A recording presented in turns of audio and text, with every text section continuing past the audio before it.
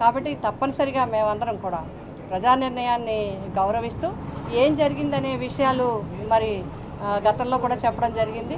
అది ఈవీఎంసా ఏంటి అనేది, ఇంతంత మెజార్టీలు కానీ ఈ రకంగా రావటం కానీ ఇవన్నీ కూడా మరి దీనికి సాక్ష్యాలు ఇవన్నీ కాదు, చాలా ఇది దేశవ్యాప్తంగా కూడా చర్చ జరుగుతుంది.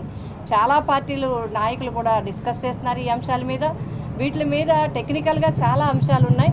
అదేవిధంగా గతంలో ఇట్లాగే నెగ్గిన వాళ్ళు కూడా గతంలో కూడా చెప్పడం జరిగింది. కాబట్టి ఆ విషయాలన్నీ కూడా మనం పక్కన పెట్టి మనం పార్టీ పటిష్టవంతంగా ముందుకు వెళ్లాల్సిన అవసరం ఉంది.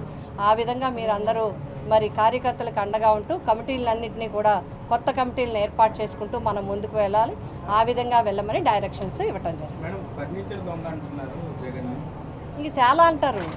వాళ్ళకి జగన్మోహన్ గారిని ముందు నేనేమంటానంటే, ప్రభుత్వ పక్షంలోకి వచ్చారు కాబట్టి ప్రజలకు ఏ వాగ్దానం ఇచ్చారో ఆ వాగ్దానాన్ని అమలు చేయడానికి చూడండి. ప్రతిపక్షాల మీద అక్కర్లేని నిందలు అపార్థాలు వేసి వాటి మీద రాజకీయం చేసి వాటి ద్వారా మెయిన్ వార్తలుగా చేసి చేయొద్దని నా విజ్ఞప్తి.